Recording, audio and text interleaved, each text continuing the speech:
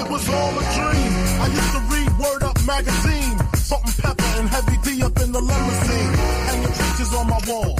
Every Saturday, rap attack, Mr. Magic Molly Mall. I let my tape rock till my tape pop. Smoking weed and bamboo, sipping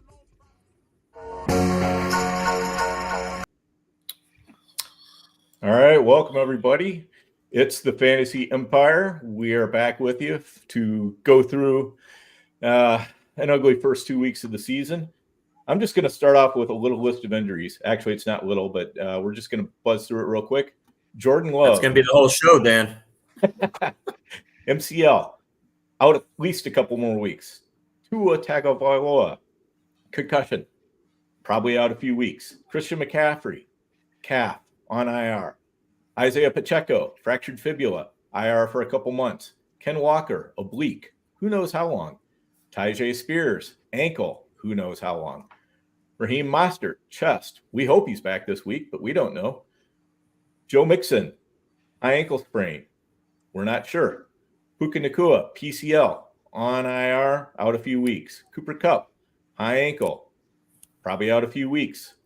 Keenan Allen, plantar fasciitis, out week to week. Hollywood Brown, done for the season. T. Higgins, hamstring. Who knows when he'll be back? Hopefully this week. We don't know. A.J. Brown, hamstring, probably out a few weeks. Jordan Addison, high ankle sprain, could be out a couple more weeks. Deebo Samuel, calf, out multiple weeks. Evan Ingram, hamstring, out weeks. David Njoku, high ankle sprain, probably out a couple more weeks. Jake Ferguson, we hope he's back this week, but we don't know. Taysom Hill, chest, we're not sure. Ouch, guys, that is ugly. But you know what? A lot of what we know and expected has been turned upside down, but within every challenge, every setback is an opportunity. And that's what we're here for. We're going to help you find those opportunities today and capitalize on them. So let's get into it. The first thing we're going to do is we're going to talk about some of our observations from the week other than the injuries. We'll start off with Chris. Everybody's going to go around and give their top 5 observations. So go ahead, Chris. Yeah, obviously, guys, brutal first 2 weeks of the season with injuries and everything. We're just trying to make the best of it. And this is what separates the men from the boys here. This is, you got to grind these weeks. You got to get through them. You got to go to your bench depth. This is where your knowledge of the free agent pool and picking some good free agent, players off the waiver wire, using that money correctly and, drafting the right way a couple weeks ago. And having some bench depth comes into play here to get you through these weeks. So, that's going to be big. But my observations, guys, I'll rattle them off real quick. After week 2 here, we'll start with my what I really love to see out of this Seattle offense here. This is what I was hoping for when I invested heavily into DK Metcalf and Jackson Smith-Njigba. This is what I hope to see going forward this season. Week 1 was a little worrisome, but let's throw that in the bag. And, DK Metcalf, 10 catches, 129, 14 targets. JSN, 12 catches, 117, 16 targets. Arrows pointing up on both these guys, and that's what I want to see. Second observation, after 2 weeks, I think that Alvin Kamara, James Conner, mid-5th, 6th round pick for both of these guys here. I think that's looking like the early favorite for best picks on the board in terms of draft strategy. If you could have hit on the right receivers through the first 4 rounds, come back with a Kamara or James Conner as your RB1, I think you're set up pretty nicely here the rest of the way. Is this the year of the kicker? I don't know what's going on here, but these kickers are better than ever. As soon as they cross midfield, they're in range. You're seeing 4 or 5 kickers every week score basically 20 fantasy points. They're outscoring quarterbacks left and right every week. So maybe that's just something that you need is a really good kicker this year to help you out on a weekly basis. I know having the kid Aubrey from Dallas is an absolute weapon, and he could kick it easily from 60 every week. That's another one. Fourth bullet here I got is I think George Pickens is going to be a legit wide receiver too, high-end wide receiver too. Don't look at the box score this past week. I know he only had 5 fantasy points, but he looks the part. He's getting heavily targeted. He had, Surtain on him this week. Got a long 40-yard catch pulled back and a touchdown. I think he's going to be real good, top 15 wide receiver, good late 4th-round pick for all of us that invested in it. Last bullet, guys, Nico Collins was the answer in the 3rd round. I overlooked him. I faded Nico. It's a bad mistake on my part and for whoever else did it. But Nico in that early to mid 3rd round, I think, is going to be the answer. All right, sounds good. Great list there. I'm with you, Chris. I'm in favor of being able to add kickers in as like a super flex or a flex or something like that. We got to get the scoring into our lineup somehow. Yeah, seriously. It's crazy. I literally for 2 weeks now look at my kickers scoring 17, 19 a week, and my quarterback's giving me 9, 12, 11, 15. Kickers are more valuable than my quarterbacks. It's a complete flip. No doubt about it. All right. Anything else on Chris's list, or Matt, do you want to get going? I'm ready. I mean, for me, it's plain. It's simple. Context matters. Just look at the first 2 weeks, the opponents of the Colts. Week 1, they said C.J. Stroud is not going to beat us. They played 2 high safeties. They allowed for the run. They've allowed 93 attempts in 2 games, given up 474 yards. Obviously, the Packers game is different. They had a backup quarterback, and they just ran the ball 53 times. But, that to me really sticks out.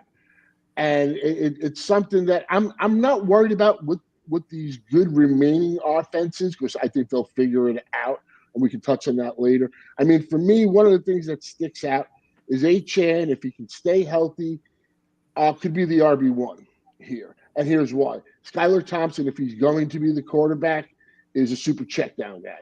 He's going to check it down even more. The head coach has come out and said, when these guys are thirsty and they're proving it, we're going to just keep feeding them. They kept Achane in the game till, late 4th quarter. I figured Wright would get in the 4th quarter and at least get some work. That didn't happen. I was wrong on Kamara, as Chris pointed out. I faded him. You got to be transparent here, but I was still keeping the back. If you have that room and he gets activated, Kendre Miller. Kamara's got to survive the season. Also with the Saints, I think Chris Olave is a huge buy low. I know some don't agree with that. Some do agree with that. These first 2 games, they put up like 30 points in the first half and really haven't had to fight that second half. And, lastly, the bell cow usage is up, which I think is a good thing for someone like me who went wide receiver heavy, used the hero running back, as like a modified 0 RB, because I'm going to bet against these, especially the aging ones, and just anybody that gets an insane workload of not staying healthy. So maybe my benches don't look too pretty right now with the P. Ryans, Akers, Garendo, who I went all in this week, overpaid for. But, they're in situations where they're either going to get a shot or they're just, one injury away. So that, for me, was the biggest takeaways. All right. Sounds good. Nelson, you're up. All right. So my first takeaway is the one that's fresh in my memory from last night's game. I think a lot of people saw that first week against the Steelers with the Falcons offense. And I don't know if it was so much like victory lapping, but, just more commenting of like how this Falcons offense is toast and Cousins looks terrible and everything. And I obviously, I'm heavily invested in that offense. So I'm going to take more of a positive, approach on it and say, hey, I'm going to make excuses. The guy didn't play in the preseason coming off Achilles surgery. He's probably going to need a couple of games. It's a new offense. So for these guys that haven't been playing together, it takes a little bit of time to gain that chemistry. So I still believed in the talent that's there. And I think that showed up a little bit yesterday. in last night's game that once they get going, I think that these guys are going to be just fine. So that was my first observation with the Falcons offense. The next one was just the fact that offensive coordinators matter for fantasy. And I think we focus sometimes too much on just trying to pick like good players and explosive players in fantasy, but it really does matter who the offensive coordinator is and whether they know how to scheme their talented players open and get them touches. And right now, like I'll tell you, like I have Terry McLaurin on a few teams, and like I don't even know what to do with him. Like that to me is scary because I think Kingsbury is not that talented of a play caller, and it's just kind of this like boring offense where Jaden Daniels is running with it, and they're just not getting targets over to McLaurin. So that's just like an example of a negative. A positive is the Falcons offense with Zach Robinson coming over from the McVay coaching tree. I don't know if like people have paid attention to it, but last year with Arthur Smith, London just lined up on the left side, whatever, right side, and that was it. There was no motion, no pre-snap motion, nothing. And you're seeing a lot more of that where you see London, pre-snap, going in motion, trying to have the receiver, kind of hit, basically like screen the corner to get London the ball and stuff like that. And then you're seeing Robinson, this whole talk of like, the beat reporter saying, Algiers going to be a huge part of the offense. Listen, the offensive coordinator, they know Robinson's legit, and you're seeing it. The usage is there. My third point for my observations, I was watching. So, part of my process is watching all the games, rewatching them on Monday, and just trying to pick up on things that maybe I missed on Sunday. It's just too hard to see everything with all the games going on at once. So the one thing that I noticed was with like watching the film is I think Amari Cooper is washed up. I just don't think that he's very good at this point. I think like he's where he would catch normal passes and everything is now like a struggle for him. I think Hopkins is in the same boat as him. And then my other observation is with Tank Dell, and this is probably not going to be popular, but I think that whole tightrope surgery is legit because Pollard had it last year, and he did not look good at all last year and struggled with his explosion. And I just didn't think Tank Dell has looked all that great so far this year. And I know it's still early, but, he had that tightrope surgery, so that's a worry for me.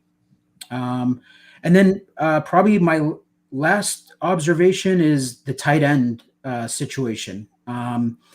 If you've got Laporta, I'm worried about Laporta because the emergence of Jameson Williams is costing targets for Laporta. So I think he's, you're in for kind of a struggle where you took Laporta as basically, tight end one overall. I don't think you're going to see that production this year, unfortunately. So that's what I have for my observations. All right, sounds good. Before I get into mine, we're going to quickly pay some bills here. We'll be right back in 39 seconds. Oh, the NFL season is underway, and if you drafted on Fast Draft this summer, the Origins All-Rookie game, the Flex 4 game, check the live scoring, see where you are in the standings. You might be in line for a big payday. And no matter where you are in the world, you should have the Fast Draft app because there's a custom Dynasty mock tool that's free to everybody with super sharp ADPs, and we're rolling out DFS tournaments throughout the year, and the 2025 tournaments will go live before any of us realize, oh my God, the 2025 season is upon us. us? Download Fast Draft, register, and you will be alerted as soon as these new contests are unleashed. Check it out on fastdraft.app. All right, we're back.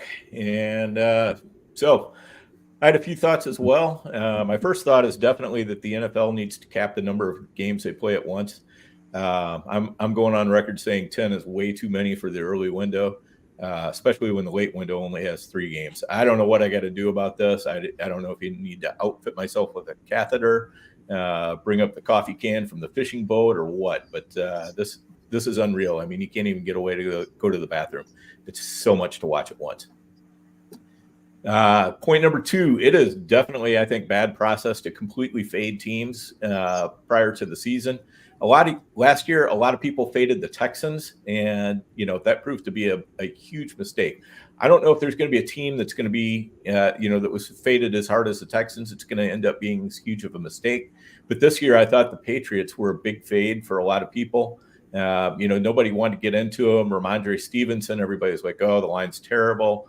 Hunter Henry, nobody likes Hunter Henry anyway. So, but these guys are worthy starters at positions where it's tough to find good answers. And if you are automatically crossing them off and just not even considering them, your odds of finding those starters you need just got a little bit worse. So, I try not to completely fade teams at all.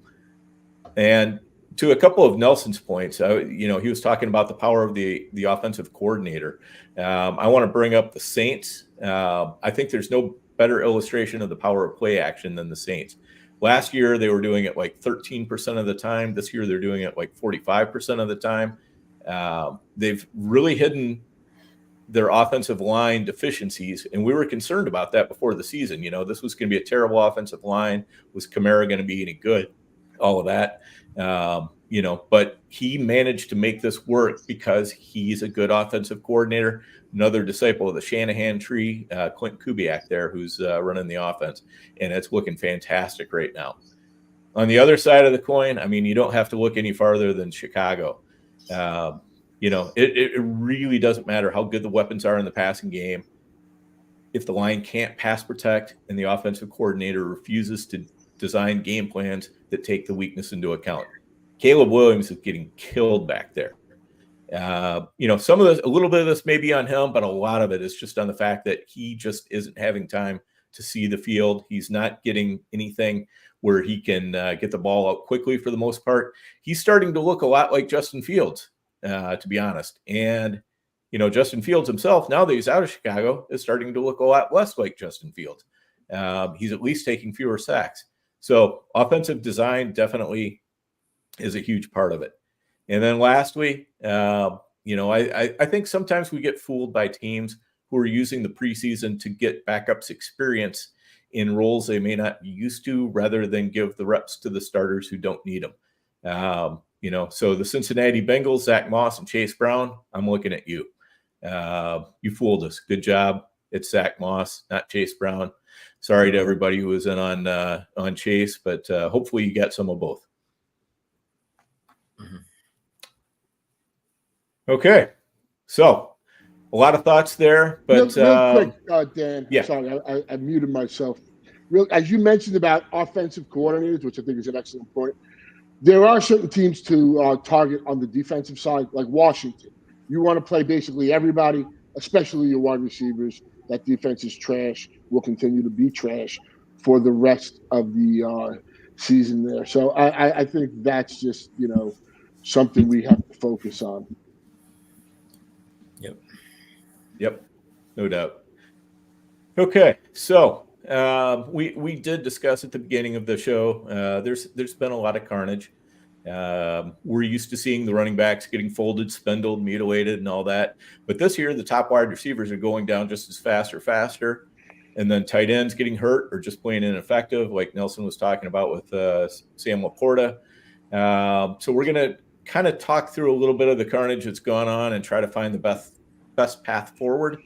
And we'll start off with the Rams. We're going to really discuss 4 teams, I think, that were most affected, and see where this discussion goes from there. But for the Rams, we've got Cooper Kupp and Puka out for several weeks, which is obviously a big issue.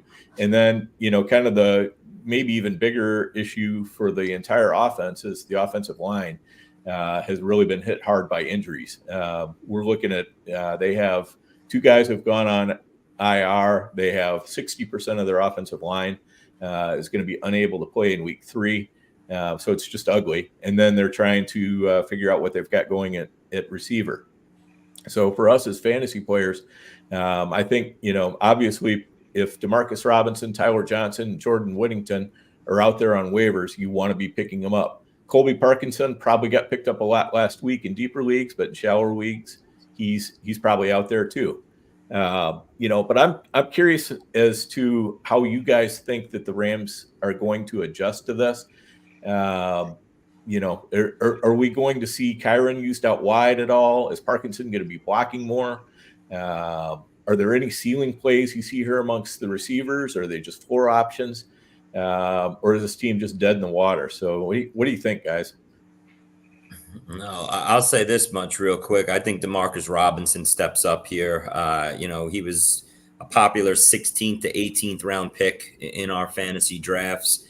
Someone that if Puka or Cooper Kupp had a setback or an injury, you could see him coming into your starting lineup as a flex play. Well, now here we are 2 weeks in and both of them are down. So I think DeMarcus Robinson can, come into your starting lineup and be a solid piece for you. If Stafford could stand up straight and get the ball out behind this offensive line. There's just certain teams that every year start off the year, and you could just see that it's going to be a lost season, a complete dumpster fire of a team. And here we are with the Rams. We had high hopes for these guys. Kupp and Puka were top 15 overall picks, wide receiver 1s, and they're both gone now. And we probably won't see them for a long time.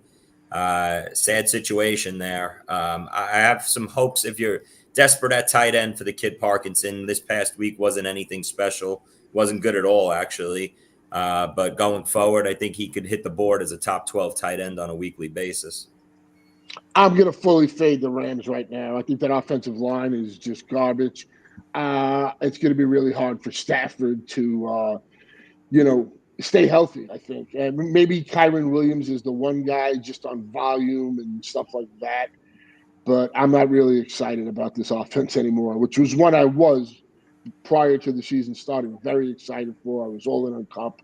But is Stafford droppable? Because I have Stafford as a QB2 in a couple leagues. He's actually my QB2 behind Caleb Williams, and those teams are struggling. I went to Stafford, after going with Caleb in week 1. They both bombed out this past week. I'm seriously considering dropping Stafford. I see no reason to start him or how he's playable for the next 5-6 weeks, and I don't want to carry a Matt Stafford. So do we all agree that Stafford is a drop this week? I've got him in my fab notebook as a drop. I rather have like Sam Darnold and Derek Carr over him. Okay. Yep. I'm right there with you. Yeah, no doubt. And the last thing I'll just say real quick on this, guys, is I don't see high hopes for Kyren Williams. Kyren Williams was a running back that, he lived off the fact that Kupp and Puka out there running routes. The defenses didn't have to focus in on Kyren Williams coming out of the backfield as a receiver. He had a decent offensive line last year. I would be trying to get out from the Kyren Williams business if you're in it right now. I see dark days ahead for him as well. Agree. Yeah. My only thought on that is, Sean McVay is still a good offensive designer. I think he's going to, I doubt that he's just given up and said, well, that's it for this year. I think he's going to try to keep this team in contention as long as he can and hope that Kupp and Puka are able to make it back and he's able to get his offensive line back together a little bit. They've got a lot of work to do, but that's no different than us as fantasy players. Some of our teams have a lot of work to do, and I expect McVay to get in there and do the hard work to make it happen. So I think that Kyren is probably going to get used creatively. I wouldn't be surprised to see Rivers or Corum in the backfield and maybe Kyren split out wide or vice versa. I think he's going to use some motion and things like that to try to confuse defenses. And so I haven't totally given up hope on him, but do you guys, what about Jordan Whittington? We haven't really talked about him. What do you guys see as his future for the next few weeks at least? Yeah, I was going to give my opinion quickly on the Rams, and my thinking is I'm not interested in Robinson. I just think he's a veteran guy that's been in the league a bunch of years now. Never commanded to be a number one target, so I don't think he's going to start this year. Ty Johnson. Well, when you say that, wait, Nelson, when you say that, do you mean to pick him up if he's available in some? I mean, he's obviously owned in all high stakes leagues. You're saying you wouldn't play him now going forward as a flex play and get volume out of him? I would rather have Whittington over Robinson and Tyler Johnson, because my thinking behind that is he's the kid with the juice, and he's the one that has the skill set that most resembles Puka. And I could see where they don't have to change the offense too much, and he could run some of those routes and get some of those like jet sweeps and things like that that Puka would have been getting. So he's the kid that I would be most interested just to see.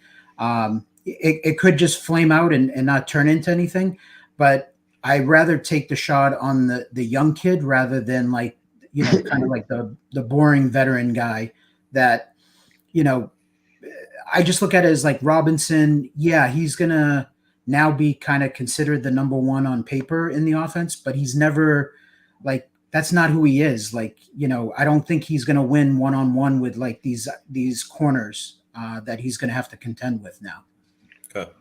Real quick, I like everything we're talking about with the Rams. Like I said, I'm basically fading it. Whittington, I kind of agree. If I'm going to take a shot on one guy, he got all the pub in preseason. Everybody loved him, and for the reasons Nelson said.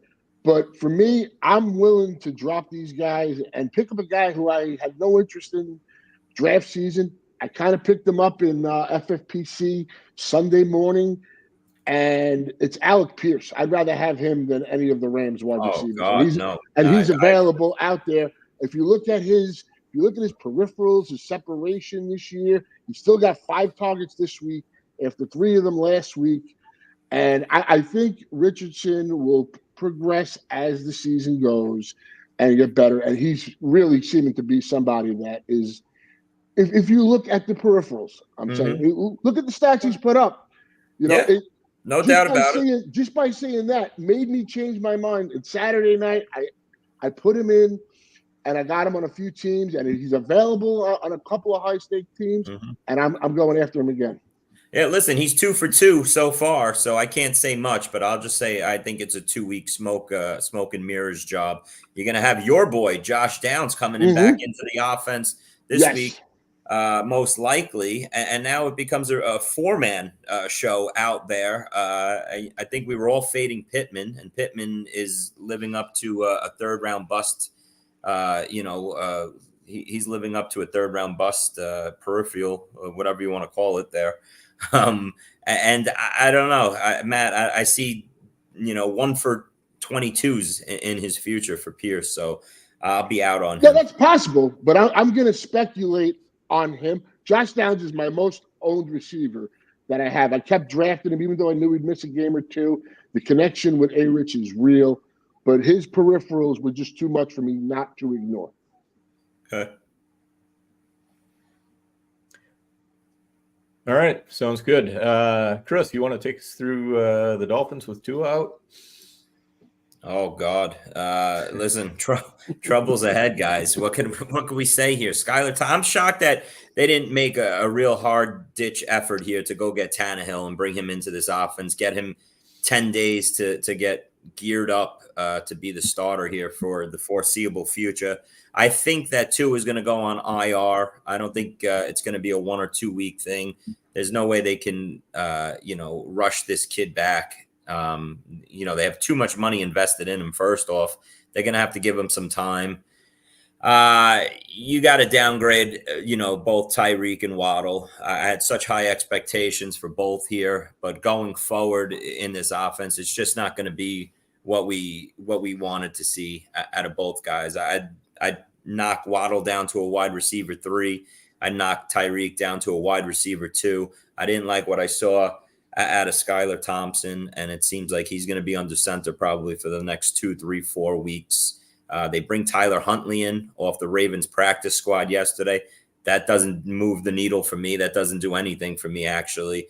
I needed someone with a big arm like a Tannehill to come in here. And I say, all right, maybe in a week or two, I look up and he's the quarterback and he can save Waddle and Tyreek. But listen, all these first and second round wide receivers, they're dropping like flies. And, I don't think we expected to be in this situation 2 weeks in, but here we are. I don't think that the offense can be supported, Tyreek and Waddle. I think one of them might have a decent game each week.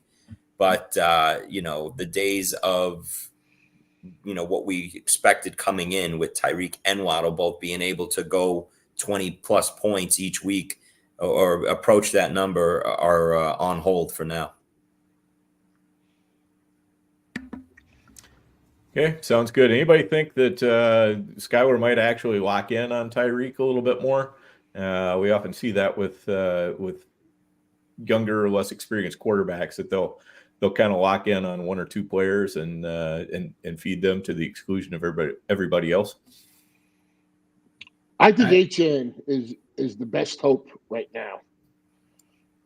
I see. Listen, Matt, Achane was a great pick. He was a complete fade for me. I have 0 shares of Achane through 2 weeks. He's looking like a league winner in that late second, early third round. But even him right now, I'd be worried about going forward. That offensive line is god awful. You have a quarterback that can't make adjustments at the line. If you're going to rely on check downs to Achane, then so be it. Maybe that's how he gets by. But with the whole, everybody takes a step backwards. I don't think this is a positive for anybody. So, saying Achane. No, I agree on what you're saying, but out of the three, Achane, Waddle, and Hill, I think Achane has the best shot. And if you look at Thompson with the checkdowns, I guess, and he's still been in his brief time an elite, efficient runner. So I mean.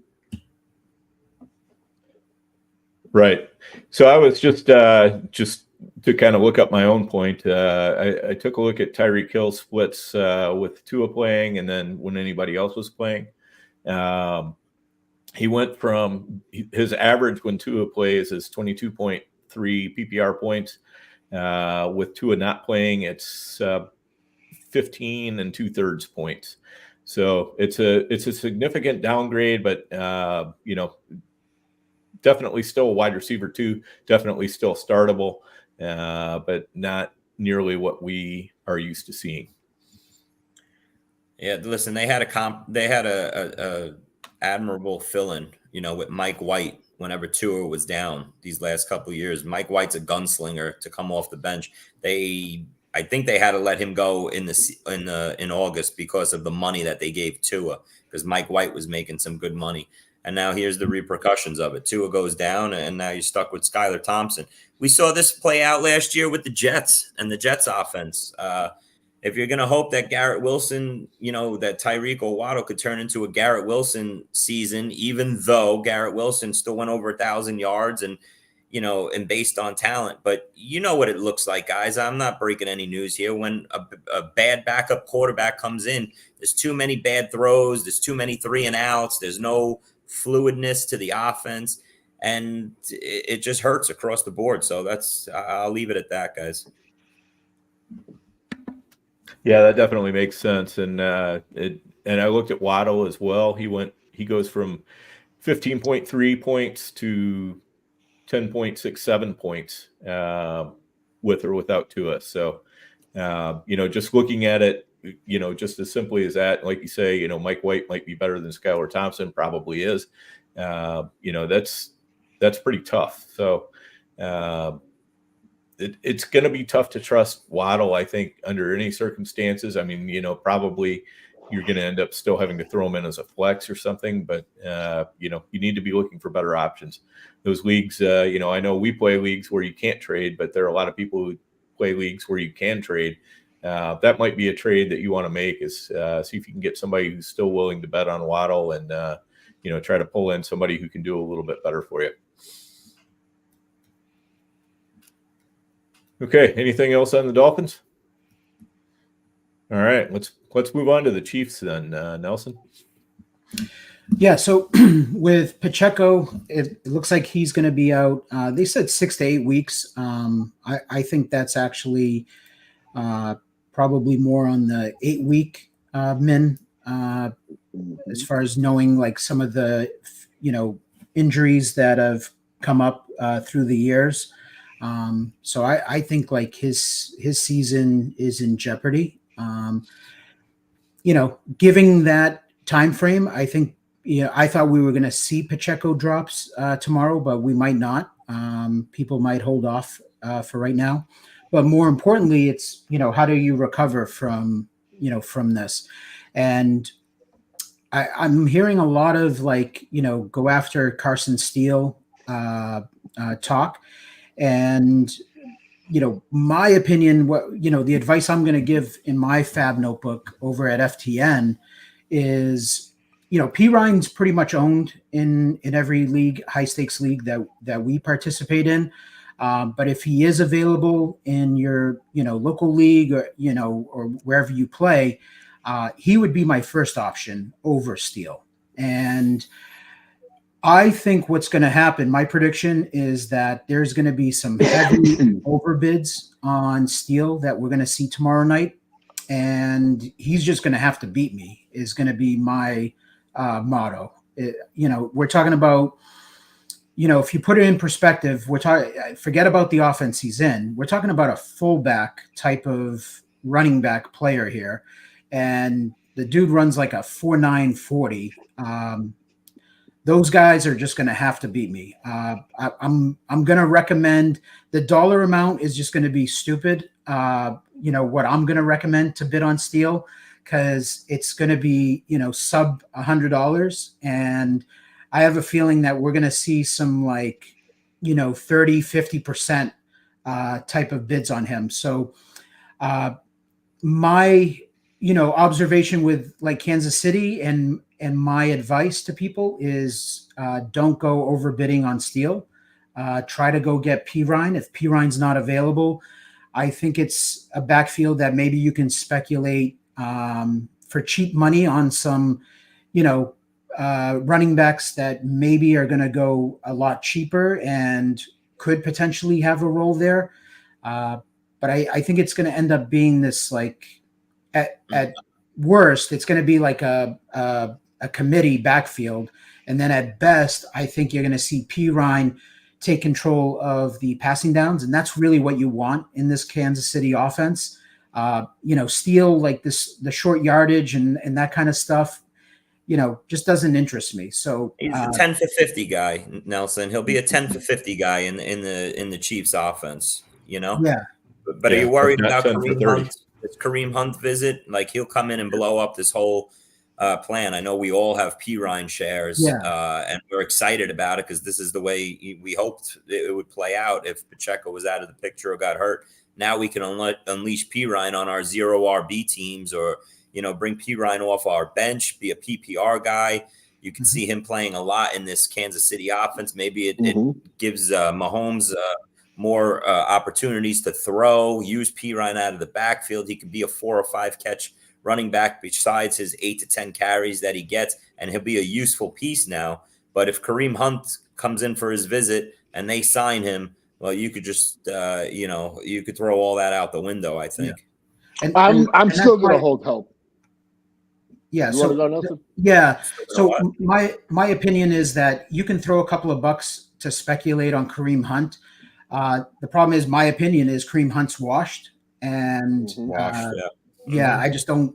So if he signs, it's not like I'm in love with Kareem Hunt now. I just think it just muddies the whole situation and kind of renders everyone useless. So that's what it's one of those backfields where you're trying to figure out who's the league winner, who's the guy that we can grab that's going to make a difference for our lineup. Well, if Hunt signs, I think it's nobody is the answer.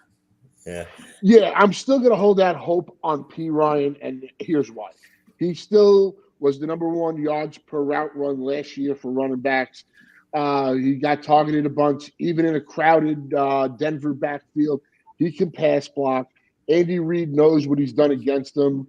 in the past. And that week 1, he got that pass attempt that he dropped. And if he catches that, there's a very good possibility he takes it for a touchdown at 40 yards. And that would change a lot of views on what people have of him. Again, it's not that he has to be a league winner, is that he can be an effective piece to use as your RB2 going forward if it works out well and you want the high value touches. Yeah. So does anybody think that this is going to actually tilt the game more in favor of the pass, and we might see Mahomes start to take off a little bit as far as his fantasy points? 100%. That's what I'm excited about, Dan. Yeah. You hit on exactly what I was trying to say was, I haven't liked what I saw out of Mahomes, especially this past week. As someone that was heavily invested in Mahomes and moving him up the board, I expected an offense to be, him approaching 50 passing touchdowns, one of these wide open offense. Yes, it was partly due to me believing Hollywood Brown would be here in week 2 or 3, and that defenses would be in shambles trying to cover him, Worthy, Rice, and the corpse of Travis Kelce out there underneath. And that's really all we needed. Now with Hollywood gone and Kelce looking as slow and terrible as he did, I'm worried about this Chiefs offense. But with Pacheco out to lean on a run game more, I think Andy Reid puts the ball more in Mahomes' hands. They go to more of short passes. And that's more of a positive for us Mahomes owners going forward with Pacheco going down for the next 2 months. Yeah. So through the years, what's ended, people are looking at it and speculating on Kansas City because we had Damian Williams break out, right? And we've had McKinnon break out, who are, kind of just veteran guys that, were not super, super talented and, hey, we want a piece of this Kansas City offense. So I believe that's what's going to happen is people are looking for who's that guy this year for Kansas City now that Pacheco, is out. And like I said, P. Ryan is owned in a lot of our leagues, but if he's not, that's the guy I'm betting on that is going to have fantasy value. I'm just giving everyone the opinion that I think Steele is a trap. And although like Kareem Hunt, you could probably, bid a couple of bucks and get him, I wouldn't feel comfortable, playing Kareem Hunt because I think he's washed. So it's like P. Ryan's the guy, I think that is your best bet. Otherwise, I think it's just going to be like a useless committee. The old Steele trap. Yeah, I was going to say it's the Steele no trap. Pun is intended, like no pun intended, Nelson. Yeah. Yeah. It's probably the best outcome for Kelce owners to give them hope right here. Yeah. Yeah, without a doubt. And speculating on these running backs, I mean, it feels like reaching into a pit of snakes to try to find $100 bill. It's just not going to be fun. But probably we're gonna have to do it to some extent, at least on some of our teams. Okay, anything else on Chiefs? No. All right, sounds good. We'll be right back again. Hey, this will just take a second. I want to talk about our player rankings, the weekly rankings, the weekly projections. Billy, Theo, and our analytics geniuses getting your start, sit decisions dialed in that flex tab. And then you get the season rankings. Want to make add drop decisions? The season rankings are updated every week all year. And you have the best dynasty rankings ever as part of the player rankings package. And don't forget the offensive line rankings. Dan Fornick, one of the best in the business. New running back starting this week. Hey, is that offensive line top 10? Yeah, okay, start them. And we rank the cornerbacks out to like CB100 with the corresponding receiver they're going to be matched up with most this coming week. The player rankings are the thing you need during the season on playerprofiler.com. Check it out. All right, we're back. And so let's get into the 49ers too. Matt, you want to take us through what's going on there? Yeah, I mean, everybody's like one of the favorite offenses. I believe they were favored in every game this season, before it started. And look, losing CMC is traumatic. I mean, there really is only one CMC. And look, I am grateful for all the Jordan Mason shares I was able to acquire prior to that Wednesday to week 1. And if you drafted him, he's going to smash that ADP. But how he needs, in order to smash and really be that RB1 archetype is he's going to start needing to catch some passes because he's got 2 receptions for 9 yards in 2 games. He's looked great as a runner. I'm not saying that, and I'm not trying to say anything bad about him. But if you want to have a running back who is going to be an elite running back, you got to catch passes as well. Now, Isaac Guerrero, who I went all in on, overpaid for this past Fab week, I think at some point he's got to get a shot here. They're just losing bodies. There's no Deebo to take those, handful of runs anymore. He's out for a couple of weeks. I mean, obviously, Ayuk really, shoots up. Kittle shoots up. But the question is, who's that other receiver? Is it Jennings, who's been, very reliable? We know Pearsall got shot. I don't know what his timetable is, where he comes in. But Cowlings, the guy they drafted in the 4th round, is he was a hell of a player in college. I really like this kid. So maybe he gets involved some. He made a couple of plays in preseason.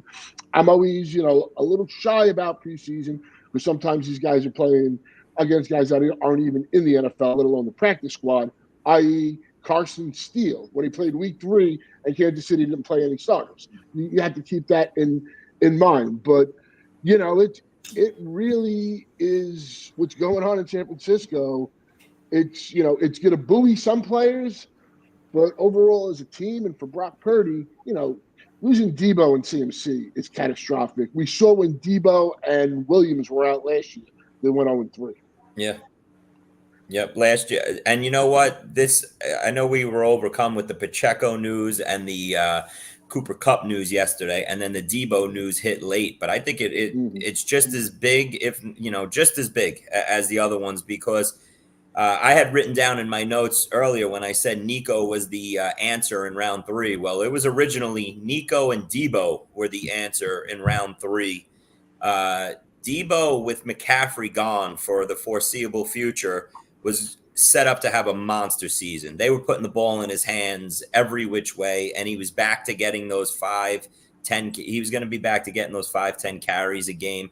Deebo was going to absolutely smash and give wide receiver round 1 value, I think, to his owner. So I was petrified looking at the teams through these first couple weeks once the McCaffrey news broke of those late third round, mid third round Deebo shares. His injuries probably about 3 weeks, according to most doctors. So you probably don't see him back for week 6, but this might finally awaken Brandon Ayuk here. And like Matt said, we saw it last year with Deebo out. Ayuk became a star, and he's taken the first 2 weeks off here. Ayuk, he's played third fiddle. And now with Deebo and McCaffrey gone, Ayuk needs to step up and be that $30 million wide receiver. So I think if you drafted both of these guys or either of these guys, they flip the way you look at it. Deebo was the answer. Ayuk was the answer over Deebo last year. This year it was going to be Deebo was the answer over Ayuk. And now it looks like you might catch a break here with Ayuk becoming, a weekly wide receiver 1, I think, in everyone's eyes going forward here, probably for the next month. Yeah, can we also finally put to bed the fading players because there are too many mouths to feed when we're looking at them in the preseason, i.e. George Kittle. I know a lot of fairly smart players were fading Kittle just because they were like, no, he's the 4th guy on an offense that can really only support 3. Injuries happen, guys. Taking Kittle where he was at was good process.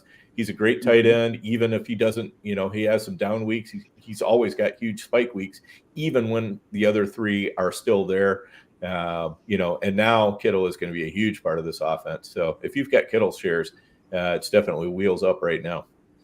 It sure is.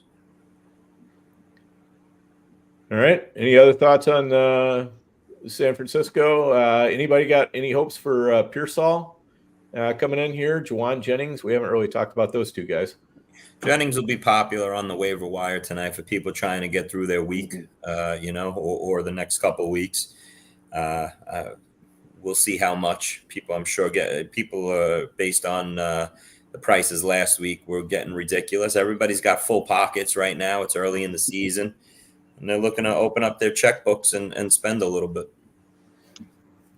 Yeah, I think that's a good point too. As you're going through all these free agency, trying to figure out your fab bids, everything else, there's a couple things to keep in mind. There's going to be a lot of money chasing not so many players around. But on the other hand, we have to look at each of our teams and what is, this particular player worth to this particular team, rather than just what is it going to take to get them, because sometimes you don't know what everybody else is going to bid, so I tend to bid more towards, this is what I think it's going to take to get him. If I really need him. But if I don't really need him, I'm just going to bid on what is he worth to my team, So if it's a huge need, you got to go out there and spend big. If it's not a huge need for your team, you're just putting in price enforcing bids and, and let the other guys spend their money. Yeah, if he can't crack your starting lineup right now and you're 2-0, you're off to a good start, your team is healthy, you've dodged all these injury bullets or most of them, you look in your week 3, your starting lineup is pretty much set, and a guy like a Jennings would just be a bench ad for you. Don't be going spending all your, spending up. It's not going to help you. You're going to look up in week 6. These guys are going to be back, and Jennings is going to be a waste, and you're going to go, why did I spend $200 on a Jennings when all these other guys are low on money in my league? And now somebody pops open in week 10, week 12 at the running back position that you could have dropped the hammer on, and you're going to regret it because you spent Jennings. But listen, don't listen to me or any of the guys on this one. Go spend up as much as you want, blow your money. It's the way to go. We don't know what we're saying, so feel free to spend tomorrow night. There you go. That's the key. So let's switch gears a little bit. I want to talk about one statistic I saw out there on Twitter yesterday that I thought was really good. Passing touchdowns are way down this year. Through 2 weeks, as including last night, we have 69 passing touchdowns through the 2 weeks. Last year we had 86. From 2018 to 2022, we had between 105 to 114 passing touchdowns each of those years. That's a huge drop. And, when you think about it in terms of fantasy points, that's a really big drop because, the passing touchdown gets you 4 points for the quarterback, 6 points for whoever catches it, not to mention the 1 point for the reception for whoever catches it, and whatever yards are associated with it for both the quarterback and the receiver. So, there's a lot of fantasy points that got sucked out with this big drop in passing touchdowns. Now, maybe some of those became rushing touchdowns, so we get a little bit of that back, but it's still a huge drain on fantasy points overall. And that makes it, definitely something worth talking about. And I'm curious why you guys think this might be occurring, and is there anything that we can do about it? I'll just kind of leave it open like that. And Nelson, any thoughts on that? Well, I don't think we can do much about it because if we had this prediction, we needed to know this before the drafts because it's looking like it's the year of the running back this year, where, the last few years, the elite wide receivers have been money, and running backs, it's just been like carnage with injuries and committees with a lot of these like early round running backs, and everyone was kind of just pushing running back in drafts. And right now it's not looking like that's the case. Brees, Bijan, Saquon all look really good in their offenses. You have James Cook. There's a bunch of guys that went in the top 4 rounds. Achan, all these guys. So I don't know. I don't really have an answer to that question. I think it's a good question, but I don't think there's really much that we can do about it at this point. So just to get a little further clarification, that is the answer. Do you think this is the answer, Dan? What Nelson just said. To be honest, I got a contrarian point. Yeah. For me, I think it's kind of the opposite. You wanted to have that hero running back, whether it was in the first round or the 4th round. So you like the Kenneth Walker, who could be out multiple weeks. I don't know. Keep hearing these reports. He's going to be fine. He's going to be out multiple weeks. James Cook, etc. Or in that 6th round, end of fifth, you could have had Kamara or James Conner. I really like James Conner. Like I said, I was out on Kamara, but Conner never plays a full season neither. So it's only week 2. We don't know. I'm going to say the good teams will adjust to this, and you want you wanted to get as many as elite receivers as you thought possible. For me, I'm still taking that bet that my elite receivers will win out, and that JSN pick in the 6th round is going to be the league winner versus the Kamara and the James Conner over the course of a season. Now, what we saw this week from JSN, I mean, I got 9 shares of him in the main and prime combined. I'm looking at it where we thought this kid could be a star. I'm hoping this was real. I was a little nervous with the matchup versus New England and week 1 thing, but I'm hoping he becomes this guy that's getting 15 targets and is like the new Cooper Kupp for the Seattle Seahawks. That's my contrarian point. I hope you're right about that, Matt. You know all the JSN bags that I got. But yeah, Dan, I think Nelson hit on something that I actually agree with both of these guys in a sense. But right now, early in the season, with defenses ahead of offenses, the speed of the defenses and the offense is still in preseason mode here. I think that'll change as the season goes along. You'll see more starting guys on the defensive side of teams getting hurt and going down, and now defenses weaken. It doesn't seem like there's been a ton of defensive injuries the way there are on the offensive side of the ball. But I wouldn't be opposed, and I'm already looking at some of my teams that I was successful with. You knew my strategy. I have as much Bijan and Breece Hall and Saquon Barkley as anybody to be my hero RB. And then, if I hit on some solid teams of running back depth, I'm not opposed right now early in the season to go with these, guys that are getting all the touches in my flex spot. I'll start 3 running backs with these wide receivers looking like they're slow out of the gate. But to Matt's point, I think that'll change as the year goes on. But right now, I don't have a problem going with the James Conner as my flex, RB2, coming in with a Tony Pollard in my flex. J.K. Dobbins, if you have him deeper on your bench, Mason. I have a team where I'm starting Breece Hall, Mason, and Mixon as my, 2 running backs and flex, and just figuring out my wide receiver position right now, especially with injuries. So straight across the board, I agree with both their points. Defense is ahead of offense right now, and plays aren't developing. Guys, the speed of the defenses, they're getting to the quarterback too quick. We used to see back in the day, quarterbacks have more time.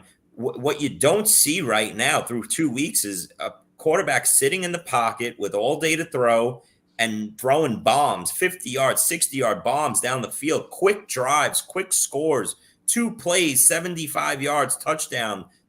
Other team gets the ball, comes right back down with a 4-play drive. You're not seeing it. You're seeing these 10-play drives, 5-yard out passes, slow-moving shit football. That's what we're seeing, and it's because these offenses are in preseason mode, in my opinion. But hopefully that opens up. Last thing I want to say real quick, Dan, you touched on the passing touchdowns, which is an amazing stat because between 2019 to 2022, there was 105 to 110 passing touchdowns through 2 weeks. This year, 66. Okay, that's just wild. But on the passing yard side, there's never been in the last 10 years less than 220 passing yards as an average per week. Now we're at 193. So this has been the all-time worst first 2 weeks in the last 10 years that we've seen. And I know as veteran fantasy football players, all of us, we long for the days of Drew Brees, Peyton Manning, Tom Brady's sitting back, enjoying your Sunday, watching 400 yards passing and 4 touchdowns from our quarterback ones. And we're not seeing it right now. We're getting absolute trash out of the quarterback position, and it sinks everything. Dan, what do you got? Yeah, I just wanted to add to that because, the league is really morphed as well. Back in 2019, we had through 2 games, 754 rushing yards by quarterbacks. It is now 1,520 yards for quarterbacks through 2 games this year. That's basically double. which is crazy. But, when quarterbacks are running, they're not throwing, and we do have a lot more dual threat quarterbacks in the league now than we used to. And, that offenses are leaning into those a little bit more. So I think some of what's going on here, I don't know if passing touchdowns are ever going to recover to that point, but I think you have to lean into the fact that, those quarterbacks that aren't mobile are probably, like we talked about the preseason, this is still kind of preseason for offenses. I think those teams are going to get better at it. But if you've got like a Terry McLaurin or a Michael Pittman or somebody like that, that's not good, because, these quarterbacks are looking to run a lot more than most other quarterbacks. So, when Jaden Daniels takes off and runs, Terry McLaurin's getting nothing. When Michael Pittman or when A-Rich takes off to run, Michael Pittman's getting nothing.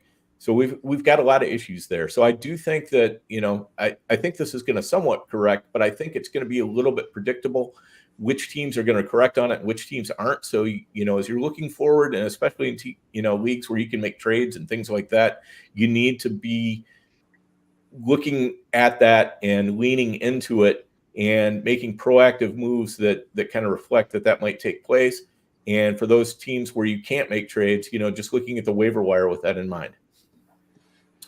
One thing that was interesting was watching an interview with Tom Brady, and they were talking about the quarterback position in today's day and age. And he brought up an interesting point, which goes probably part of the answer to our question, is that he feels back in the day when he was playing, it was, off season, long days of really like thinking and researching and game planning at a higher level. And he feels now what's happening is they've dumbed it down for quarterbacks, and you're not seeing that high level of coaching and game planning that you did back in the day.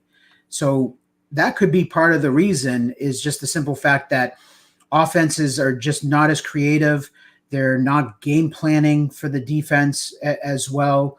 And, coaches are kind of like, hey, we got to keep this kind of vanilla, so that, it makes it easier on these young quarterbacks that are being, pushed into the starting lineup rather than kind of like taking a backseat approach and letting a veteran quarterback, run the show for a little bit. Yeah, and to me, this goes back to the college level. I've been telling anybody for the last 10 years what they're doing. The coaches don't trust these quarterbacks anymore, and to come into the college level. And that's why you see all these college quarterbacks, they're freak athletes. But what do? They're standing out there on the field. They're staring over at the sideline. Guys are putting up a board. Yeah, great. Run the play. The coach is telling you what to do, in most of these college programs. And the quarterback looks great. He's a better athlete than all the other teams that they're playing and putting up these numbers. And then they come to the NFL, and it's like a wake-up call for these quarterbacks. And now they have to sit in a huddle, read a defense, and everything that goes along with a quarterback. Whereas 10 years ago, the Mannings, the Bradys, the Breezes, the Rivers, all the guys we grew up, they were geniuses. These guys, they studied the game 12 months a year. They were in the playbook. Football was their life. Now half these quarterbacks, they're coming out of college, they're just athletes. They can't do what the Mannings and all these guys used to do, and we're all suffering for it. Yeah, it's great that you can run, like a Jaden Daniels, take off, run, like the wind and everything, but it's making the whole fantasy game suffer at the wide receiver position and as a whole, in my opinion. Yeah. Yep. No doubt about it. Anything else on that topic before we move on? Okay. So we've talked a lot about, what's not going right, but let's talk about what is going right. I'd like everybody to list for us at least one offense that you feel you can trust moving forward, and why you feel like they're trustworthy. You want to kick us off on that, Matt?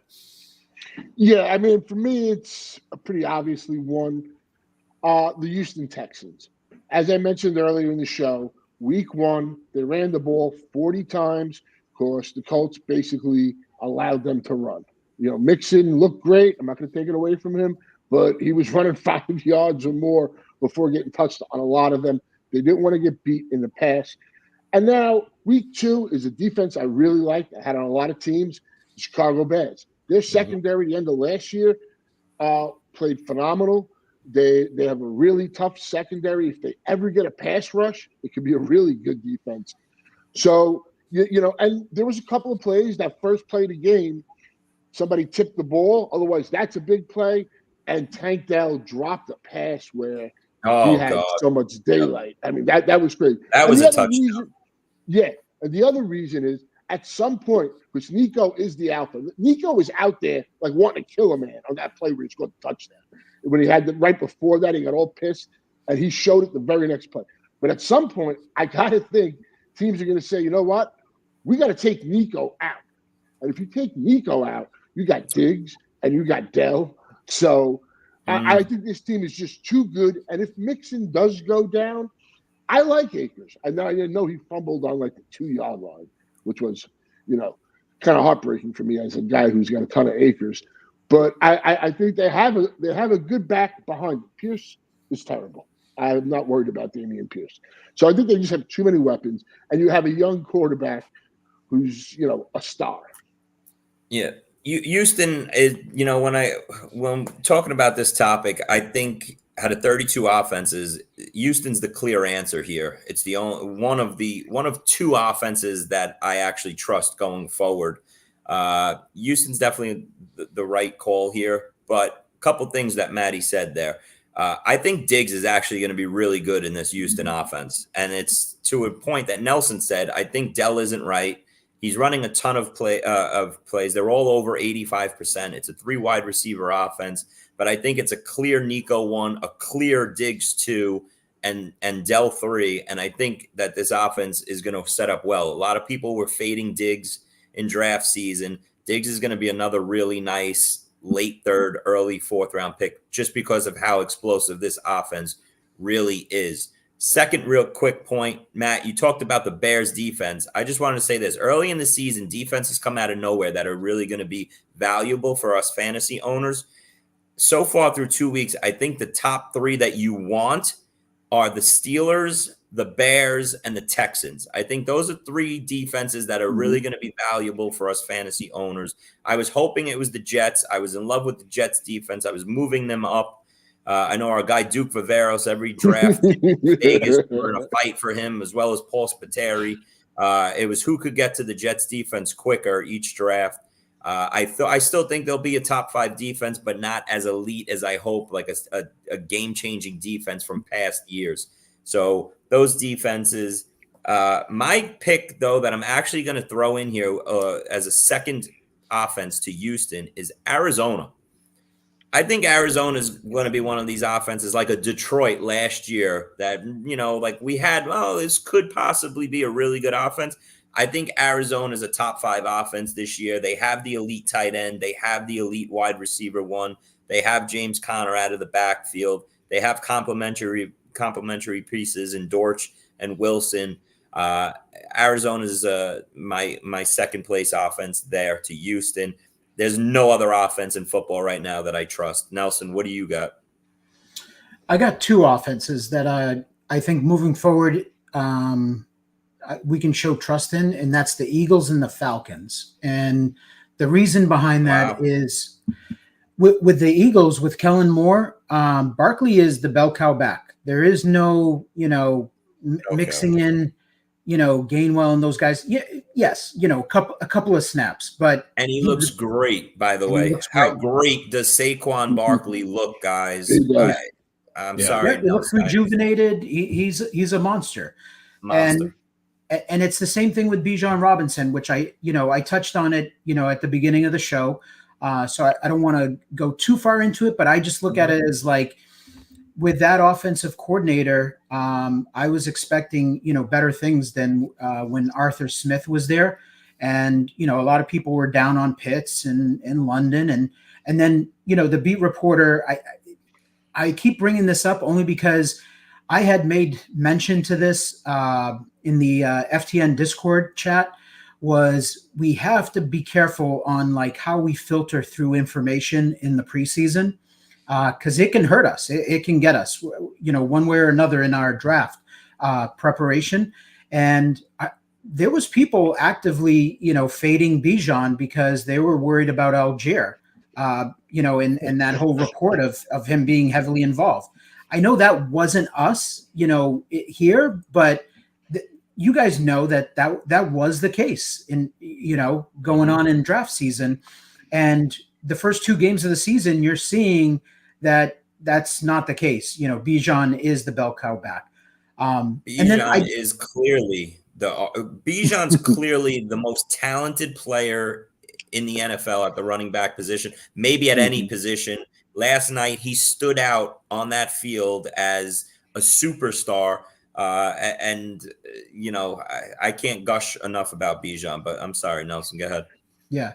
And the only other point that I wanted to make was that I actually think that Jalen Hurts, as far as his reads and getting the ball out, he looks way better than he did last year. Some of the throws that he made to Devontae and the receivers, I thought wouldn't have happened last year. It just looked, the offense looks a lot better, I think, and that was with missing A.J. Brown. And then again, just to touch quickly, the Falcons, same thing. I don't think it's like that boring Arthur Smith offense. I think those guys, I think Pitts is going to eventually get going.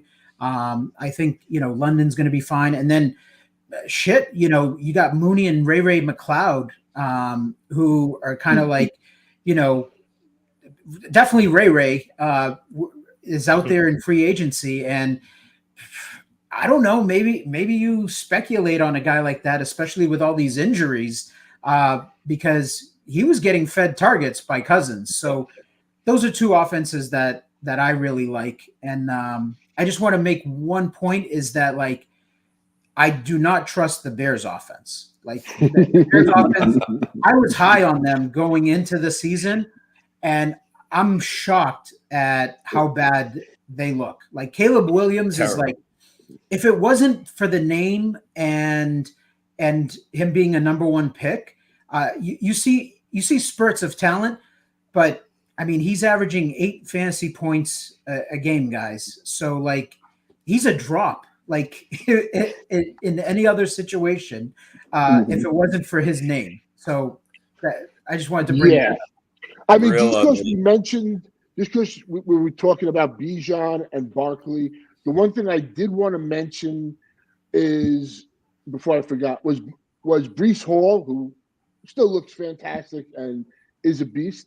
The Braylon Allen usage and, like, just what he did. I mean, 20 years old, the guy's rushing, catching touchdowns. And, I mean, just going forward. I thought it was something I forgot about, but that triggered it for me. I was crushed when Braylon was back for Breece, or what are you saying? That Braylon Allen is going to cut into – No, well, the usage he got this week was more than I expected. And the fact that he scored 2 touchdowns. It was tilting. No doubt about it. Because it was untimely. But it was untimely. I'm watching that whole game. It was untimely. Breece Hall would get a breather. Braylon Allen would come in. He got the handoff. He broke off the run. It's going to probably lead to more opportunities for the kid. Point. But I will say this. There's a clear advantage in fantasy football. I was hoping it played out like this. I think is a clear advantage if you're the Breece Hall, Bijan, or Saquon Barkley owner at the running back position this year. If you have one of those 3 guys and they could stay healthy here, I think it's a huge advantage over the rest of the players in your fantasy league. They have separated themselves as the elite bell cows. I'm hoping Jonathan Taylor invites himself into that threesome there and makes himself the 4th guy. But yeah, Matt, I understand your point with Braylon Allen. He's gonna be one of these guys that chips in 20-25% of the touches, takes a little bit of off Breece Hall's plate. But it's funny. Would you rather have a Breece Hall producing like this, catching the ball out of the backfield, or Jonathan Taylor type that Oh no, this is a bad example because Jonathan Taylor only played like 50% this past week. for some weird reason, but like a week You wonder one, why Jonathan Taylor had time out. 97% usage, didn't come off Yeah. the field like that. You know, it's But kind of a Chris, give and like take. I don't mind. you made a great point. You just made a great point. They came out and said we didn't use Jonathan Taylor in the fourth quarter because we were going to throw the ball. That's exactly what you don't want. And I was just felt we had to mention the Breece Hall and the Braylon Allen. I mean, to me, the one last thing about running backs that we keep talking about, and I know he's in a timeshare, and it's kind of like Achane, but Jahmyr Gibbs has scored 17.5 points 2 weeks in a row. And he's in an offense that, you know, is crowded. And over the course of the season, I still think this kid's really talented. And I think people are just forgetting about it. And when you put up 17.5 points back-to-back weeks as a running back, I don't think you can just ignore that. In this situation. But I would be a little worried. I'm interested to hear what Nelson and Dan have to say about this too. If I was re-ranking the running backs, I know that we all had the 6 of them, you know, smushed together in the top 15. I think Gibbs to me would be a distant 6 out of the big 6 running backs. You see a lot of Montgomery. I know he catches a ton of balls, Gibbs, but guess what? So does Barkley, Hall, and Bijan. These guys are getting 5, 6, 7 targets a game, catching 4 or 5 balls. For me, Gibbs would be, a distant 6, whereas a lot of people had Gibbs 4 over Barkley and Taylor. Gibbs, he gets the points. I would love to see him more out on the field. I'm going to say that, so as far as like if we were re-ranking now after the first 2 weeks, I wouldn't even have Taylor in my top 6, actually, because it's the same situation as like Derrick Henry is, you know, I want my freaking bell cow running back to be part of the game plan when I'm trailing. If my team's behind, I don't want to see him on the bench. And that's what you have with Breece, Bijan, Saquon, Achane, James Cook. I would take James Cook right now over Jonathan Taylor because he's part of the passing game in that offense. If the Bills fall behind, James Cook is not obsolete. If the Ravens or Indy fall behind, they've shown you they render those running backs obsolete. Yeah, I don't know if That's that stays what they did this past week with Jonathan Taylor. I find it hard to believe that he's on the sidelines when they're down, especially for a Trey Sermon. Like, I don't know what they were thinking. I think they thought that the game was maybe a little out of hand. They were down 16-3, 9-10 minutes left in the game. I don't know if they were folding up shop, but that was weird to me. I think Jonathan Taylor is going to be a monster this year, but we'll see. It's definitely a valid argument right there. Yeah, I think Jonathan Taylor fits below Achane and Gibbs for me for sure. For exactly the reasons stated. Anything else on that? No. I do have a couple teams.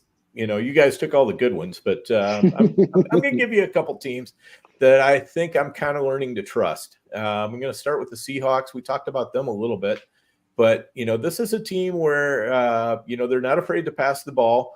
We saw a lot of passing against the Patriots, and the Patriots have a pretty decent defense. We're seeing a good running game. The offensive scheme looks good to me.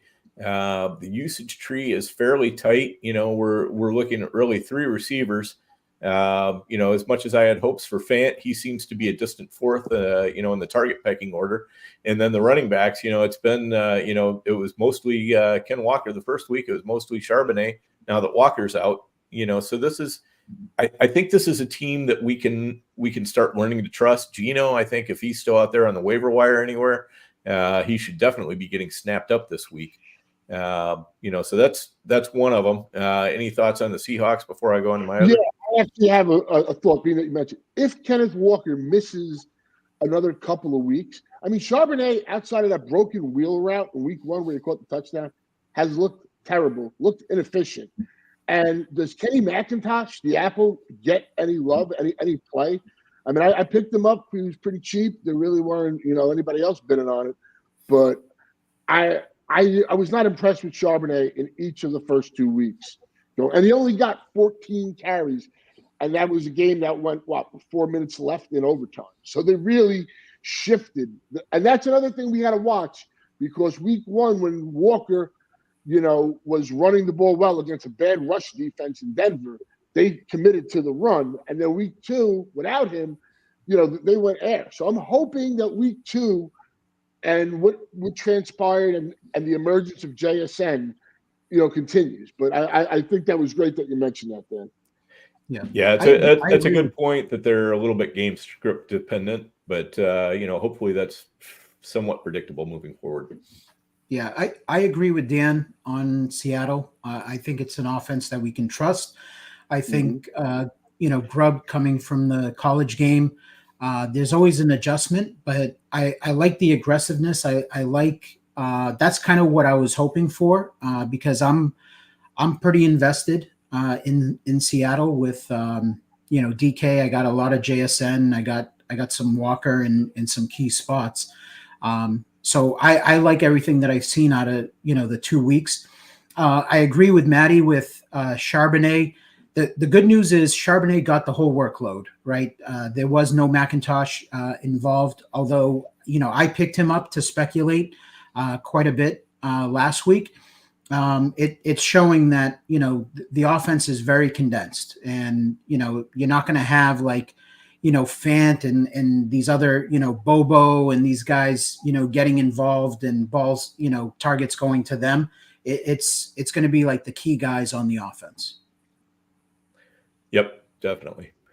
All right, and then the other one that I think I'm starting to learn to trust a little bit is the Minnesota Vikings. We're looking at a team here that has no Jordan Addison right now. They've got no TJ Hawkinson. Sam Darnold is the quarterback, and but this offense is still working. Justin Jefferson's getting the ball the way he should be getting the ball. The running game is working. We've got Aaron Jones and Ty Chandler. Jones is definitely startable as one of your 2 running backs, and Chandler is, I think, a viable flex play. Kevin O'Connell is making this offense work. We talked about the importance of offensive coordinators and or head coaches who are basically the offensive coordinator, and this is another great example of a team that's just, it's no matter how the pieces are falling off as they go along, they're continuing to find a way to get things done. When Hawkinson comes back on board, when Addison comes back on board, this could be a really good offense. So I think it's a good one to invest in. Thoughts on that? Yeah. Real quick, I thought Sam Darnold's pass from the end zone was probably the most beautiful pass of this season. How he got it over the 2 defenders, hit JJ in stride, and you have to give this kid some credit. I mean, I was not really believing it. I was worried. I was still taking JJ, but I was worried. And after 2 weeks, he looks pretty good. I'd love to see a healthy Jordan Addison come back into this offense because, it's definitely been a 2-week surprise here. There is potential and hope for this offense.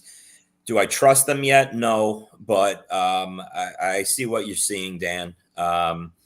Donald's a nice, quarterback here that you shouldn't be on the waiver wire anymore if he is. And if not, you can maybe stream him on some teams that you're struggling at quarterback. But, I like where they're going. Big test this week. Speak to me next week. Let's see what they can do against that Texans defense. With just Addison and a banged up Jefferson. I have a feeling that the wheels fall off a little bit this week, but we'll see. Who looks legit to me is Jalen Naylor. Looks legit. Speed. So fast. Yeah. He's a playmaker. So he's a guy that, I had put in, last week as a target. With Addison banged up, and you got Jefferson banged up, but it looks like he'll be fine. But Addison could miss like another week, and Naylor's probably at the point for desperate teams that are banged up right now with their receivers and everything. I have no problem putting Naylor in my lineup. Agreed. Yeah, I'd much rather Naylor than like a DeMarcus Robinson or something like that. To your earlier point, Nelson. Yep. Mm-hmm. All right, so we talked about some things we can trust. Let's each talk about some players we can't trust. Players you're concerned about, why you're concerned about them. And let's just each quickly give a quarterback, a running back, a wide receiver, and a tight end that we've got concerns about. And after each of us does that, we can chime in as necessary. Nelson, you want to kick us off on that? Caleb Williams is the quarterback for me. I'm not heavily invested, but I've got my fair share of Caleb, and he's just point blank unstartable. That offense is way worse than what I was expecting. I think there was a lot of high hopes too for the offense with the weapons they surrounded him with, and everyone was talking about how, this is how you do it. You draft, a rookie quarterback number one, and you surround them with a bunch of talent. But if the offensive line is not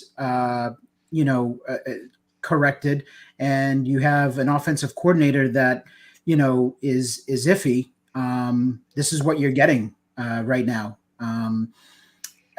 We spoke about this after week 1 too, guys, where I mentioned that I was really disappointed where there was no rhythm to the offense. It's like, you got a rookie quarterback in Caleb, like, get him in a rhythm, first read, get the ball out, quick slant, just get the throw to offense. Swift out of the backfield. Like, how Jalen Hurts rolled out and hit Barkley on a couple of those, Barkley comes out of the backfield and goes right. And it's a simple little 3-yard dump off pass that Barkley could take up the field for. That's what they need to get Caleb on the run, drop it off to Swift, get in some motion, get in some rhythm. Yeah. Am I alone here thinking that Herbert's the best back on that team? No, Swift is better. No, Swift is I better. don't know, Yeah, but- Swift is better. I don't know, but Swift is a top no 5 running room. receiving back in the NFL. Mhm. Yeah, receiving, but I mean, running the ball, I would take Herbert. I like Herbert Offensive too. line is Matt. the offensive line has given them no room to run. Yeah, that's the problem. I mean, every time Swift gets the ball, he's got 3 defenders already converged on him. I'll say this about this Bears offense, and yeah, it's been a horror show, and maybe this is you guys will think I'm crazy here, but I would be buying as much Rome Odunze as possible here. He overcame this MCL sprain. He got out on the field. He ran almost every route.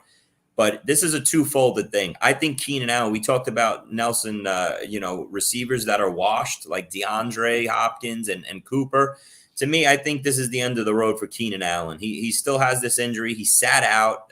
He sits out, and Rome plays when it looked like all week long it might be the other way around.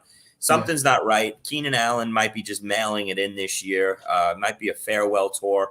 I don't know what they're going to get out of him this year. And to me, that's a buying opportunity for Rome Odunze. And if you have Rome Odunze and you're not playing him right now, but you might look up in week 6, 7, 8, and Rome is what you drafted him as in round 7 or 8, and he's the legit wide receiver 2 here. As long as Caleb finds his game, I think Rome Odunze is going to be a big-time player for the Bears the second half of the season. Yeah. Now, before I continue with other guys, Herculean effort.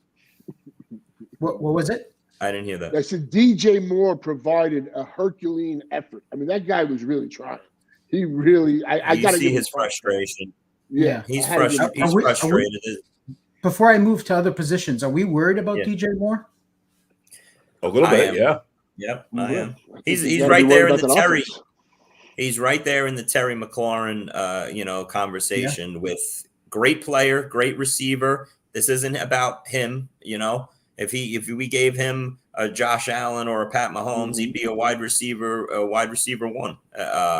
So it comes with the territory with the quarterback. Maybe we should have seen this coming. This was an oversight on my part. I have a lot of DJ Moore and Terry McLaurin in that 3rd round. They come with rookie quarterbacks. I had higher hopes for Caleb and Jaden Daniels so far as passers, and so far I'm 0 for 2. Okay.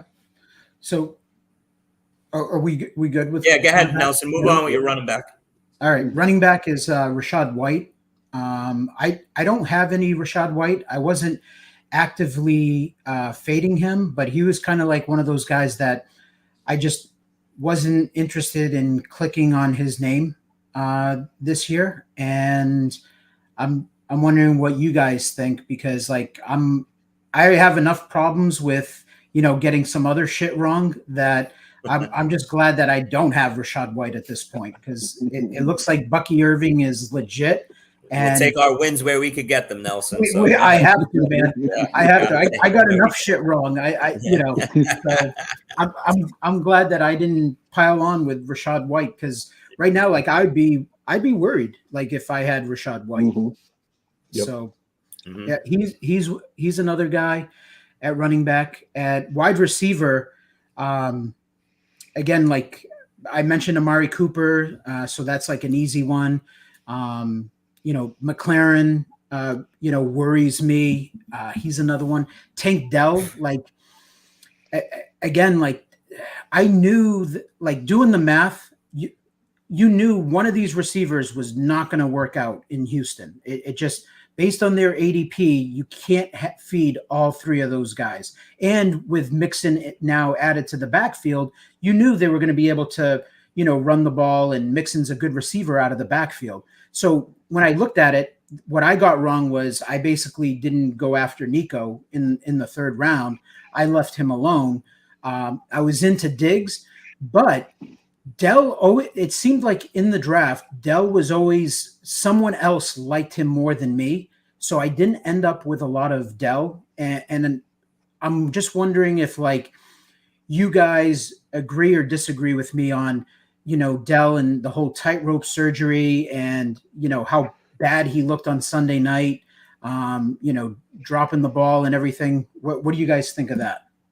I think Dell was a complete fade for me. I have 0 shares of Dell. I'm happy about that through 2 weeks. And it was mostly, and listen, Dell is going to have that game where he's 5 for 130 and a touchdown. It's coming soon. But I don't buy in on in the 4th or 5th round of a guy that's going to show up once every 4 weeks for me in the box score. So, and I think that was what I thought Dell would be this year, was disappear for 2 or 3 weeks in a row, hit you with the big game as soon as everybody was like, oh, I'm going to bench Dell, I can't do this anymore. Then he hits you with the 5 for 130 and a touch, and then he goes back to his 2 for 22. It's tough to support 3. When you're the clear 3, in my opinion, I'm not buying in on you that early on the draft board, and that's the way I see Tank Dell. Yep. I mean, I agree to an extent as well. I mean, I still think he'll get better as the year goes on, but it was Nico or Diggs for me. And I pretty much only have a couple shares of Dell, but that's more FFPC because he went later, as opposed to NFFC where he was going higher. And then I'm out on Dell for this season. Dynasty, I think he's a good buy and stash, but we'll see. Yeah. Nelson, who's your tight end before we throw it around? Yeah, Laporta. I mentioned him at the beginning of the show, and I'm worried about how they're running that offense, and Jameson emerging, and Laporta, also he was nursing an injury too in the preseason, and some of these guys get off to slow starts when you have that going on. So he's a guy that I'm worried about. I'm not worried about McBride. Kelsey was a fade for me, like a full fade. I'm just not interested in like 33-year-old NFL players. So I don't care about the offense or whatever and what he's done in the past. So I think he's kind of I would be worried too if I had Kelsey, but those would be they were top tight ends that we expected elite production from, and we bypassed really good receivers in that range to acquire them. And right now they're, it's bad. It's one thing, like, you go 1 week and it's like, everyone's entitled to their off week, but it's 2 weeks in a row now with those guys. Right. Yeah, I'm still happy with my tight end plan of McBride and Kincaid, who I think will be fine. And then if not, drop down to Brock Bowers. So all those other guys were fades for me, and I'd be worried about the Andrews, the Kelseys, and even the Laportas of the world too, as well as Kyle Pitts. That would be my tight end. Yeah, my plan was McBride if I took the early tight end in FFPC, ton of Bowers, and I do have some Pitts, and Pitts is really the only one that I'm worried about out of that trio. I think Bowers will just continue to ascend. We are getting some help. If you waited on tight end here, Hunter Henry had a nice game. I expect him to be a solid top 12 option every week.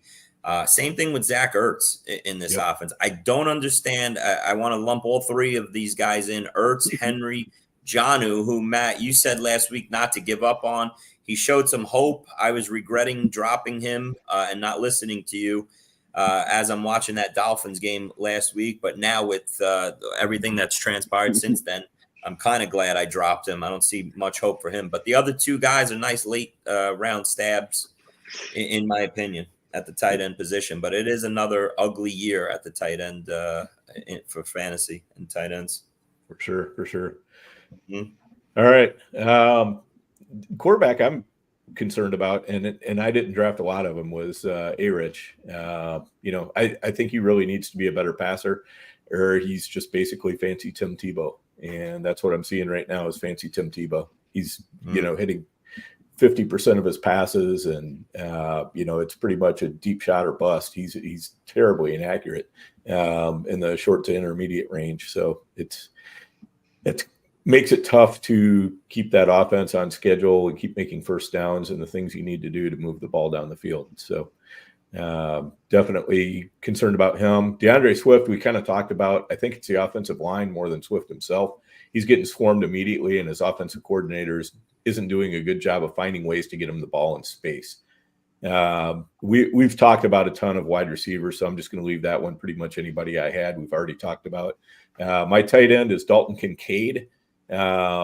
This offense really looks like it's going to spread the wealth widely in the passing game, and it's leaning more into the run than it ever has. And that's a pretty terrible 1-2 punch for a guy that you drafted this early. So definitely highly concerned about Dalton Kincaid. I don't have much of him. The places where I do have him, I'm not optimistic at all. Interesting. Dan, I kind of feel I'm still in on Kincaid, like I just said, just because, they start the game out, they go to him right away, first 2 plays, they get the ball in his hands. And then I just feel like he got game scripted out. The game became a blowout. There's really no reason to go to him a lot. He's still got a couple more catches, but I still think he's the top target in this offense. It looks like Shakir to me is the top target. I see the other offense options fading away, and I see it being Kincaid and Khalil Shakir. Him and Shakir, I think, will be the top 2 guys in the pass game each week. Maybe you've got more faith than me. I mean, if you've got him in these contest leagues, you better have faith because you're not getting rid of him. So, it's pretty tough unless you're, you want to get Hunter Henry and stick him in your lineup and leave your, 4th round tight end or whatever on the bench, or, 2nd round tight end if you're talking FFPC. He's a tough guy to bench, but until he starts showing a little bit more, if you've got a viable option, that might almost be the thing to do until you see a good week. Yeah, I don't know. It just depends on your appetite for going down with the ship. If it continues to be 4 for 33, it's just not going to get it done. Yeah. All right, Matt, you want to go, Matt? I'll just throw mine out real quick. A couple of names that that we didn't hear yet. The quarterbacks, we could name 12 different guys. I'm going to say Brock Purdy. He doesn't have all his weapons. McCaffrey to be a check down guy. He doesn't have his safety blanket, Deebo. I think I'd sit Purdy going forward here. He's in trouble. He's not going to be the Brock Purdy of last year. That'd be my quarterback I'm concerned about. My running back after week 1 I was loving was Jerome Ford. I was happy with it. After week 2, panic is setting. I don't know what I'm going to do with my guy Jerome Ford heading into week 3. That one's a crazy one, Chris. Yeah, that doesn't even make – that's just a head scratcher. It didn't make any sense. Deontay Ford, I thought maybe I missed an injury to Jerome Ford early in the game. I kept seeing too much Deontay Foreman and even a little Pierre Strong. No good. That's not what I expected to see in week 2 with Jerome Ford, especially being ahead in the game. Receivers, we went through a lot of them. Terry and DJ, my top 2 concerns. I'm going to throw in Christian Kirk, who I had benched going into week 2 on the teams that I owned him. Once I got the Evan Ingram news that he got hurt, I put Kirk back into my lineup and got rewarded with another 0 for the second week in a row. That was fun. I don't know what's going on there. That offense sucks. And, it's another year of Jacksonville bullshit on offense. And then Kyle Pitts at tight end. I don't know. I was hoping that he'd be a clear second option, but we are seeing, like the guy said, a lot of Mooney, a lot of Ray McLeod, and the running backs involved out of the passing offense. I'll sacrifice my 1 or 2 Kyle Pitts shares for the sake of Drake London and Bijan Robinson getting the ball in their hands more. Yeah. That's fine with me. Kyle Pitts is never going to live up to what we, the fantasy community, hoped for him. So that's that across the board. Matt, what do you got? Wrap it up, buddy. Yeah, real quick. Quarterback we didn't mention. I mean, if Trevor Lawrence, I think he's really talented, but if he wasn't the 1-1, I mean, we just keep giving him I think a lot of rope. I mean, running back to me, I had 2 guys down. Chris mentioned Jerome Ford, and I think Chase Brown as well. I don't know what the hell happened to Chase Brown. He's on a milk carton somewhere. And look, Zach Moss has been the guy, but after 2 games, I'm not really impressed with Zach Moss from what I've seen. So Ford, Brown, there were 2 guys I know you guys were fighting over in that situation. And if it wasn't, as I mentioned last week, if it wasn't for the Browns trying to score so emphatically down 23 late, maybe to save some game face, I mean, Ford really, I'm shocked. And Chris, I thought there was an injury. He did have one nice run, but besides that, yeah, really, he did. That was. I saw that run too, Matt. Yeah, looked great on the run too, Matt. Yeah. So, I mean, those are the 2 running backs that stand out the most to me in that range. Let me just throw something in there, Matt, because I think for most people that it's not obvious to, I was a big Chase Brown guy this year. So me as well. Yeah. So I was hyping him up, and I have quite a bit of shares of Chase Brown. So I don't have really any defense of Chase Brown. It's the Zach Moss show. The one thing I can say, though, is if you have Chase Brown, the good news is Zach Moss looks like what I expected and why I was in on Chase Brown. Exactly. I can't fix, the coaching and the usage and who they're using, but the good news is it's not like Moss is out there setting the world on fire. He looks bad to me. Like when I was watching that game, with Kansas City, and Moss is, he's picking up 2-3 yards, and then they would bring in Chase and he'd pick up like 8 or 11 yards and immediately take him off the field and back to Moss. Like you can only chuckle, seeing that. And so I still think that there's hope for the Chase Brown owners. Obviously, he's got to be on your bench. He's an expensive stash, and it is what it is. But I think sooner or later, that role might be flipped. Who went after all these guys on the draft board? He was like that last running back, and he's providing 2 solid weeks. And Brian Robinson is just a solid veteran, solid running back. He gets it done, and that people used to think that he can't catch the ball. He can catch the ball out of the backfield. I know it was like a 58-42% split with him and Eckler this week, but Robinson usually is in that 70% range. Guy's just valuable, and for the volume that he gets, I'd rather have him than both those guys. Yeah. And J.K. Dobbins over all of them. Hey, so that's another one. Let me. Matty had to get his J.K. Dobbins. Listen, I got to raise my hand.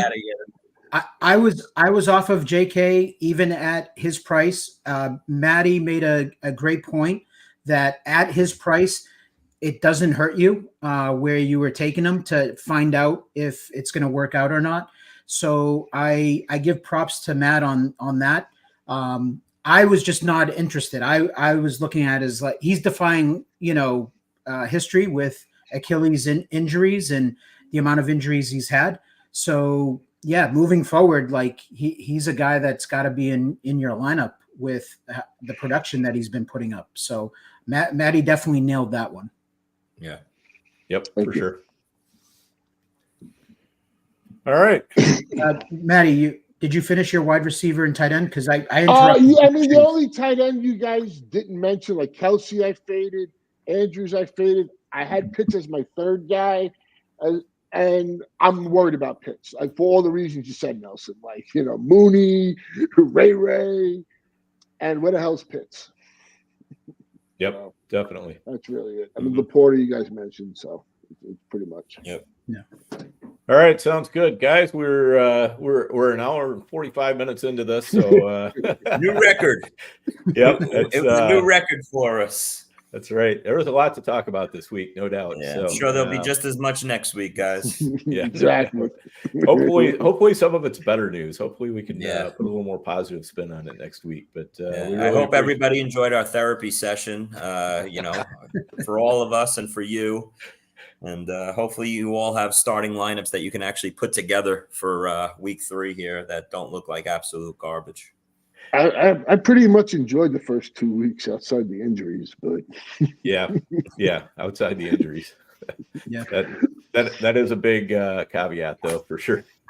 that's why you got to go heavy at certain positions in my opinion. That's it. Every week is a different story, gentlemen. Every week is a different story. Mhm. It's a We only had 2 17-week data chapter points. book. Only 2 data points. So That's right. everything That's right. we thought we had known in week 1 changes week 2, and as Chris said, will change in week 3. My mantra is week 1 is 1 week, and you can just as easily say week 2 is 2 weeks. That's it. 2 data points. So don't get too bent out of shape about anything. But we appreciate you guys checking us out this week. Make sure you tune in next week. Check us out Tuesday at 11 o'clock Eastern. Hit that like button. We really appreciate that. Subscribe to the Player Profiler channel. We appreciate that as well. Then you're going to always know when we're up. And if you're listening to the podcast, give the show a like there as well, or a positive review, whatever it is. Until then, though, we appreciate all you guys coming out and joining us. And we will catch you all next week.